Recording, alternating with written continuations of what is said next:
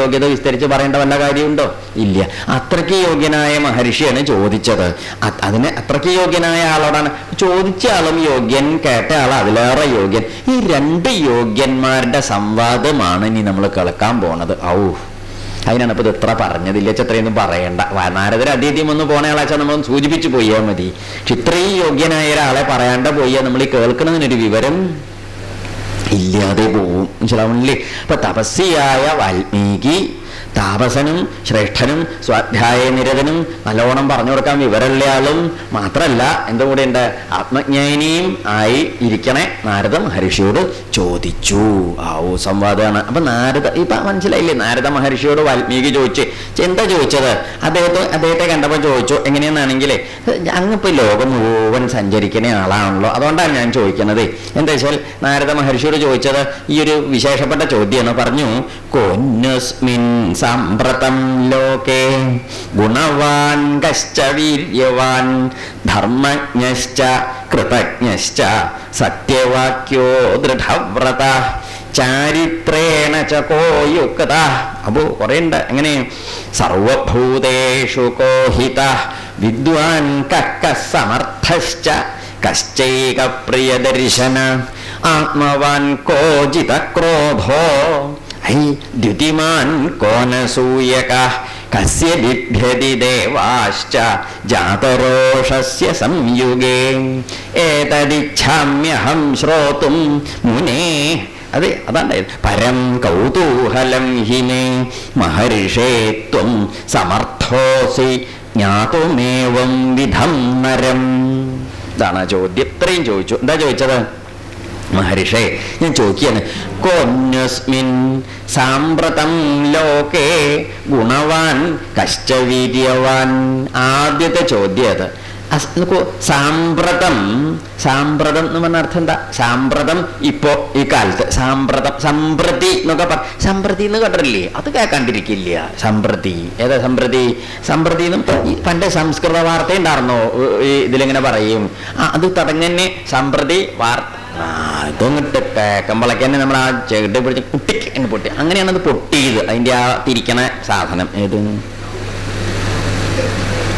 ഇത് തിരിക്കാനും മടക്കാനും തുറക്കാനും ഒരു സാധനം ഉണ്ടാവില്ല. അത് ഈ അരീശം കൊണ്ട് മെല്ലെ അടച്ചാലും മതി. പക്ഷെ അപ്പൊ എന്നാലും നമ്മൾ ആ സമ്പ്രതി കേട്ടു പോകും. അത് കേട്ടിട്ടാണ് നമ്മൾ കിട്ടിക്കണം. അപ്പൊ അതുകൊണ്ട് സമ്പ്രതി എല്ലാവർക്കും നിശ്ചയുണ്ടോ? ശേഷം നിശ്ചയില്ലെങ്കിലും സമ്പ്രതി അല്ലെങ്കിൽ സാമ്പ്രതം എന്നൊക്കെ സംസ്കൃതത്തിൽ പറഞ്ഞാൽ ഇപ്പോൾ എന്നർത്ഥം.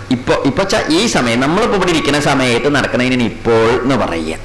മനസ്സിലായില്ലേ? അപ്പോൾ എന്ന് പറഞ്ഞാലോ? അപ്പോൾ പറഞ്ഞെന്താ? അപ്പോൾ പറഞ്ഞ ഈ സമയത്തല്ല. ഒന്നുകിൽ നമ്മളിപ്പോ പറയുന്നതിന്റെ മുമ്പുള്ള കാലത്താവാം, അല്ലെങ്കിൽ ഇനി ഇത് കഴിഞ്ഞിട്ട് വരുന്ന കാലത്തും.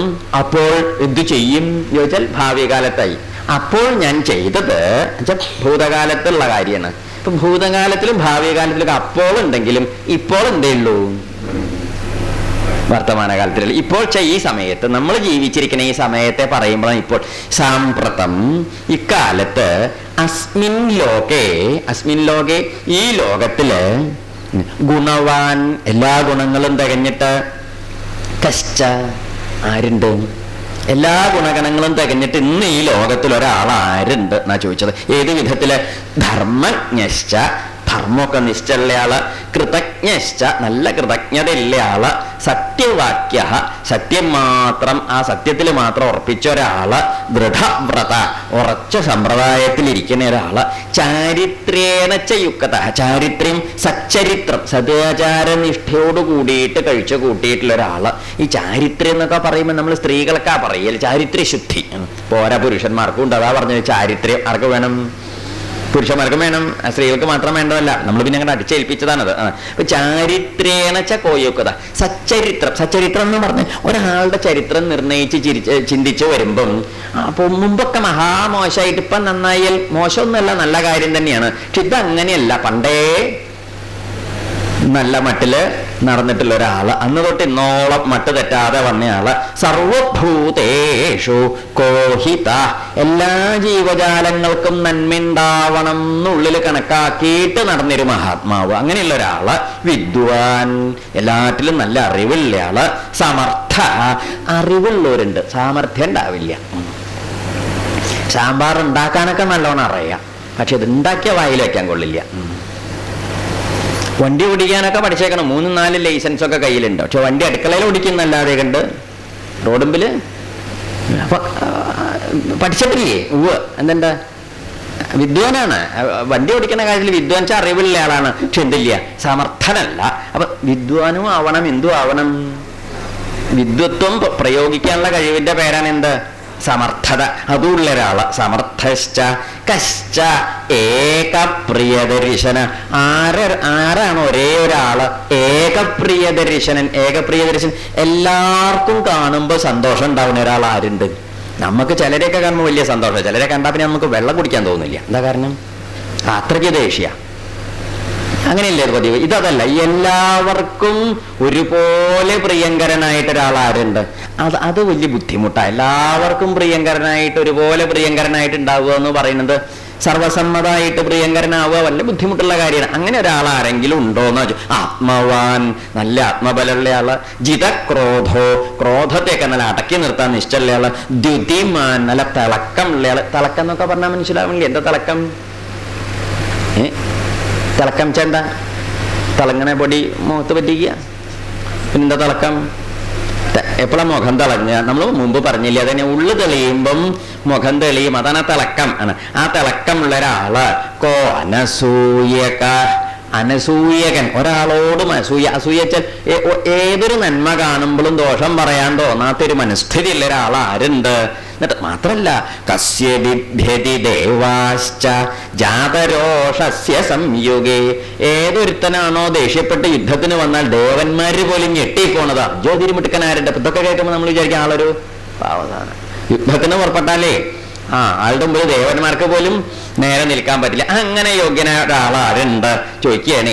ഏത് ദിച്ഛാമ്യഹം ശ്രോതു, ഇതൊന്നും കേട്ടാ തരക്കേറില്ല എന്നുണ്ട് അങ്ങയുടെ കയ്യുന്നേ. ആര് പറഞ്ഞു? വാൽമീകി. വാൽമീകിയുടെ ചോദ്യം മനസ്സിലായി. ഈ ചോദ്യത്തിന്റെ ഉത്തരാണ് കേട്ടോ രാമായണം. ഏതിന്റെ? ഈ ചോദ്യത്തിന്റെ ഉത്തരാണ് രാമായണം. പറഞ്ഞു കൊടുത്തു. ഏതദിച്ഛാമ്യഹം ശ്രോതും, ഇതൊന്ന് കേൾക്കാൻ വലിയ കൗതുകമുണ്ട്, മോഹമുണ്ട്. പരം കൗതൂഹലം ഹിമേ. കൗതൂഹലം എന്ന് പറഞ്ഞ അർത്ഥം കൗതൂഹലം. കൗതൂഹലം എന്നാൽ കേൾക്കാനുള്ള ഒരു വലിയ മോഹണ്ട ഇഷ്ടത്തോടെ കേൾക്കാനുള്ള താല്പര്യത്തിന് ഈ കുതൂഹലം എന്ന് പറയാം. കൗതൂഹലം. പരം ഏറ്റവും അധികം കൗതൂഹലം ഉണ്ട് എനിക്ക്. അതങ്ങ് എന്ത് ചെയ്യണം? മഹർഷേ, നാരദ മഹർഷിയെ വിളിച്ചു. ഹേ മഹർഷീശ്വര, ത്വം സമർത്ഥോസി, അങ്ങ് അതിന് നല്ല യോഗ്യനാ. അങ്ങ് അതിലൊക്കെ സാമർഥ്യമുള്ള ആൾ. അതൊക്കെ പറഞ്ഞുതരാൻ നല്ല സാമർഥ്യമുള്ള ആളാണ്. മഹർഷേ ത്വം സമർത്ഥോസി ജ്ഞാതുമേവം വിധം നരം. ഇങ്ങനെ ഒരാളാരെങ്കിലും ലോകത്തിലുണ്ടെങ്കിൽ അദ്ദേഹത്തെ കുറിച്ച് നന്നായിട്ട് മനസ്സിലാക്കാനും അറിയാനും നല്ലോണം കഴിവുള്ള ആളാണ് ആര്? അങ്ങ്. അതുകൊണ്ട് അങ്ങോട്ട് ചോദിച്ചതേ. ഇല്ല, ഇവിടെ ആൾക്കാർ വേറെ വരായിട്ടാ? എവിടെ? ഇവിടെ ദിവസം എത്ര ആൾക്കാർ വരും? മഹർഷിയുടെ ആശ്രമല്ലേ, പലരും വരില്ല. ഞാൻ അവരോടൊന്നും ചോദിച്ചിട്ടില്ല. ഇപ്പൊ അങ്ങിപ്പോ ഇന്ന് വന്നപ്പോഴപ്പം ഞാൻ ചോദിക്കണത്. എന്താ കാരണം? ത്വം സമർത്ഥോസി, അതുകൊണ്ടാണ് അങ്ങ് സമർത്ഥനാണ് അതിനൊക്കെ. അതുകൊണ്ട് ചോദിക്കാൻ കേട്ടോ, ഒന്ന് പറഞ്ഞു തരണേ എന്നും പറഞ്ഞു. അപ്പൊ ഈ വാൽമീകി ഇത്രയും ചോദിച്ചപ്പം നാരദ മഹർഷി ശാന്തായിട്ടിരുന്ന് അതൊക്കെ കേട്ടു. കേട്ടിട്ട് മഹർഷിയുടെ ഈ വർത്തമാനം കേട്ടപ്പം പറഞ്ഞു, ശ്രുത്വാ ചെയ്തൽ. ഈ വർത്തമാനം കേട്ടിട്ട് അദ്ദേഹം ത്രിലോകജ്ഞോ വാൽമീകേർ നാരദോ വച. വാൽമീകിയുടെ ഈ ചോദ്യം കേട്ടപ്പം ത്രിലോകജ്ഞനായ നാരദ മഹർഷി, എന്താണ് എന്താ പേര്? ത്രിലോകജ്ഞൻ. എന്താ അങ്ങനെ പറയാൻ കാരണം? മുമ്പ് നമ്മൾ സൂചിപ്പിച്ചത് അദ്ദേഹത്തിന്റെ മഹിമ. ത്രിലോകജ്ഞൻ എന്ന് പറഞ്ഞാൽ 3 ലോകങ്ങള്. 3 ലോകങ്ങള് പറഞ്ഞാൽ സകല ലോകവും നിശ്ചല ആളാണ് ആര്? ഈ മഹർഷി. അങ്ങനെയുള്ള ആളോടല്ലേ ചോദിക്കുക. ഇപ്പൊ നമ്മൾ ലോകസഞ്ചാരം ധാരാളം ചെയ്ത് ലോകം മുഴുവൻ നിരന്തരം സഞ്ചരിച്ചിരിക്കുന്ന ആൾ വന്നാൽ നമ്മൾ എന്ത് ചോദിക്കും? ഇപ്പൊ കാശിയിലൊക്കെ ഇപ്പൊ എന്താ ചൂടാ ചോദിക്കും. അവൻ പറയും, ഓ കാശിയിലോ? അപ്പൊ കാശിന്നാ പറഞ്ഞത്, എന്താ അവിടെ ചൂട്. അപ്പൊ അയോധ്യയിലോ? അവിടെ അത്രയ്ക്ക് അങ്ങടെ കേട്ടോ. അപ്പൊ അദ്ദേഹം അത് വെടുപ്പായിട്ട് പറയും. നമ്മളോട് ചോദിച്ചാലോ, നമ്മൾ ഇങ്ങനെ അടുക്കളയിൽ നിന്ന് പോകുമ്പോഴത്തേക്കും അടുക്കളയ്ക്ക് ഉച്ചയ്ക്ക് 1:45 രാവിലെ 8:45 എന്നുള്ള മട്ടിലിങ്ങനെ ടൈം ടേബിൾ വെച്ചിട്ട് ഇഡ്ഡലിയുടെയും ഊണിന്റെയും കാര്യത്തിന് നടക്കണം. നമ്മളോട് ചോദിച്ചാൽ വല്ല വിവരം ഉണ്ടാവുമോ? കാശിയത്തെയും അയോധ്യത്തെയും അല്ലെങ്കിൽ ഹിമാലയത്തിലത്തെയും കാര്യം ചോദിച്ചാൽ എന്താ കാരണം? നമുക്ക് എന്താ ചോദിക്കണതേ? അങ്ങക്ക് അത് നിശ്ചലനായ ത്രിലോകജ്ഞനായതുകൊണ്ടാ ചോദിക്കുന്നത്. അദ്ദേഹം എന്ത് ചെയ്തു? ഇതിങ്ങനെ ഈ ചോദ്യം കേട്ടപ്പോൾ ഉള്ളിൽ മനസ്സിരുത്തിയിട്ട് പറഞ്ഞു മഹർഷി, വാൽമീകിയോട് പറഞ്ഞു, മഹർഷേ അങ്ങോട്ട് പറയാം, ശ്രൂയതാമിതി ചാമന്ത്രിയ.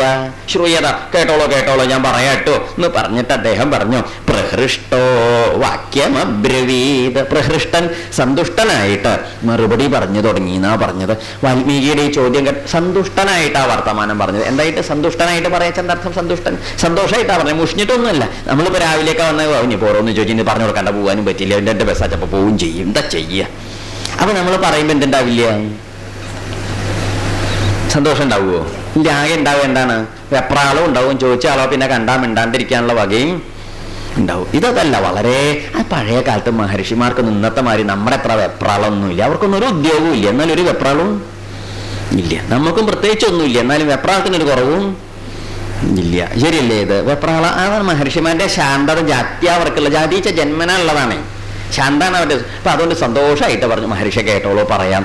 ഈ ചോദ്യത്തിന്റെ മറുപടിയാണ് രാമായണം എന്നാ പറഞ്ഞത്. അത് നമുക്ക് പറയാനുള്ളത്. എന്താ ചോദിച്ചത്? ലോകത്തിലെ എല്ലാം തികഞ്ഞ് ഇക്കാലത്ത്, പണ്ടത്തെ കാര്യമല്ല ചോദിച്ചത്, പഴയ പുരാണ കാലത്തെ കഥയല്ല, ഇക്കാലത്ത് എല്ലാം തികഞ്ഞ് യോഗ്യനായൊരു മഹാത്മാവ് ആരുണ്ട് മഹർഷി ഈശ്വര? അങ്ങക്ക് അത് നിശ്ചയുണ്ടാവും, അങ്ങനെ എനിക്ക് പറഞ്ഞു തരണേ എന്ന് പറഞ്ഞ് തൊഴുതു. വാൽമീകിയുടെ ചോദ്യം കേട്ടപ്പം നാരദ മഹർഷി പറയാൻ തുടങ്ങി. ആ പറയാൻ തുടങ്ങിയതാണ് രാമായണം. അത് നമുക്ക് പറയാനുള്ള, ശ്രദ്ധിച്ച് കേൾക്കണം കേട്ടോ. എന്തെങ്ങനെ പറയാൻ കാരണം ചോദിച്ചാൽ, നമ്മൾ ഈ അധ്യാത്മരാമായണം ഇല്ലെങ്കിൽ വേറെ പല രാമകഥകളൊക്കെ കേൾക്കുമ്പോഴും അതിൻ്റെ ഒരു തുടക്കവും പുറപ്പാടും ഒന്നും ഇങ്ങനെയല്ല. പക്ഷേ ഇതിൻ്റെ ഒരു തുടക്കവും പുറപ്പാടും കേട്ട് മനസ്സിലാക്കി വളരെ യുക്തിസഹമായ രീതിയിൽ ഉറപ്പിക്കാൻ സൗകര്യപ്പെട്ടൊരു ശാസ്ത്ര പുസ്തകം കൂടിയാണ് എന്ത് ഈ വാൽമീകി രാമായണം എന്ന് പറയുന്നത്. ആ ഭാഗം നമുക്കിനി പറയാനുള്ളത്. അത് നമുക്കൊരു അരമണിക്കൂർ കഴിഞ്ഞിട്ട് പറയാം. അപ്പോഴേക്ക് എല്ലാവരും ആഹാരമൊക്കെ കഴിച്ച് ശ്രദ്ധയോടുകൂടി മുമ്പിലേക്ക് വന്ന് കയറി ഇരുന്നോളും. പിന്നെ എന്താ വെച്ചാൽ ഇനി നാളെ മുതൽ വരുമ്പോഴൊക്കെ പൂക്കളൊക്കെ ധാരാളം കൊണ്ടുപോകുന്നുള്ളൂ. ഞാൻ ഇന്നലെ പറയാൻ വിട്ടുപോയതാണ്. നമ്മൾ പൂക്കളൊക്കെ ഉണ്ടാവില്ല, തെച്ചി ചെമ്പരുത്തി എന്തെങ്കിലുമൊക്കെ ഉണ്ടാവില്ല, പറമ്പിലൊക്കെ പൊട്ടിച്ച മുറ്റത്തൊക്കെ ഉള്ളതുണ്ടെങ്കിൽ കൊണ്ടുപോകും. പൂക്കളൊക്കെ ഇവിടെ ഉണ്ട്. എന്നാലും അതൊരു ഭഗവാനും പൂജയൊക്കെ ഉണ്ടാവും കൃത്യമായിട്ട്. പൂജയും നിവേദ്യങ്ങളൊക്കെ വളരെ കൃത്യമായിട്ട് ഭഗവാന്റെ ആ സാന്നിധ്യത്തിലാണ് നമ്മൾ എന്ത് ചെയ്യുന്നത്? ഭഗവാൻ ഇവിടെ ആവാഹിച്ചിരുത്തി പൂജ കഴിച്ച ഒരു ക്ഷേത്രത്തിൽ ചെയ്യുന്ന അതേ ക്രിയയിൽ പൂജയും നിവേദ്യങ്ങളൊക്കെ സമർപ്പിച്ചിട്ടാണ് ആ സാന്നിധ്യത്തിലാണ് നമ്മൾ എന്ത് ചെയ്യുന്നത്?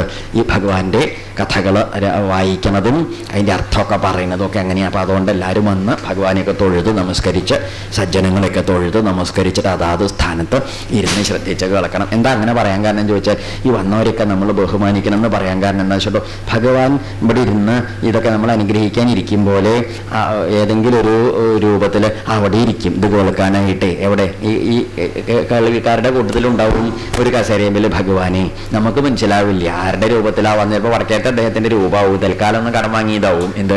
അപ്പം അതുകൊണ്ട് ഏത് രൂപത്തിലാണ് ഭഗവാൻ വന്നിരിക്കുക എന്ന് നമുക്ക് നിശ്ചല്യാത്തതുകൊണ്ട് ആരെ കണ്ടാലും എന്ത് ചെയ്തോളൂ, ഒന്ന് തൊഴുതോളൂ. എന്താ കാരണം എന്നറിയോ? നഷ്ടമൊന്നും ഉണ്ടാവില്ല, കിട്ടിയാൽ മറ്റേത് കിട്ടുകയും ചെയ്യും. ഏത് ചിലപ്പോൾ നമ്മൾ അബദ്ധത്തിൽ തൊഴുതത് ആരെയാവാം, നാരായണ നായരെന്ന് വിചാരിച്ച് തൊഴുത ചിലപ്പോൾ നാരായണ തന്നെയായിരുന്നു വരും. അപ്പോൾ അത് ലാഭമല്ലേ? അപ്പോൾ അതുകൊണ്ട് എല്ലാവരെയും ബഹുമാനിച്ച് ഭക്തിയോടെ ഭാവത്തോടെ എന്ത് ചെയ്യുക, നമ്മൾക്ക് ഇതിന് പുറപ്പെടാട്ടു. അപ്പം നമ്മൾക്ക് 1/2 മണിക്കൂർ കഴിഞ്ഞിട്ട് വീണ്ടും ആരംഭിക്കാം. ഹരേ രാമ രാമ രാമ ഹരേ ഹരേ, ഹരേ കൃഷ്ണ കൃഷ്ണ കൃഷ്ണ ഹരേ ഹരേ, ഹരേ രാമ രാമ രാമ ഹരേ ഹരേ, ഹരേ കൃഷ്ണ കൃഷ്ണ കൃഷ്ണ ഹരേ ഹരേ, ഹരേ രാമ രാമ രാമ ഹരേ ഹരേ, ഹരേ കൃഷ്ണ ഹരേ കൃഷ്ണ കൃഷ്ണ ഹരേ ഹരേ, ഹരേ രാമ ഹരേ രാമ ഹരേ കൃഷ്ണ ഹരേ ഹരേ കൃഷ്ണ ഹരേ ഹരേ, കൃഷ്ണ കൃഷ്ണ ഹരേ ഹരേ, സർവത്ര ഗോവിന്ദ ഗോവിന്ദ. കർപ്പൂരൊക്കെ തൊഴുത് പ്രസാദമൊക്കെ അവിടെ അടുത്ത് വരിയായിട്ട് പോയിക്കോളൂ. ഭക്ഷണം കഴിക്കാൻ നിർത്തിയിരിക്കുകയാണ്. രാവിലെ ഭക്ഷണം കഴിച്ച് കണക്കാക്കേണ്ട, അത് ലളിതമായി കഴിച്ചേ ഉള്ളൂ. ഇപ്പം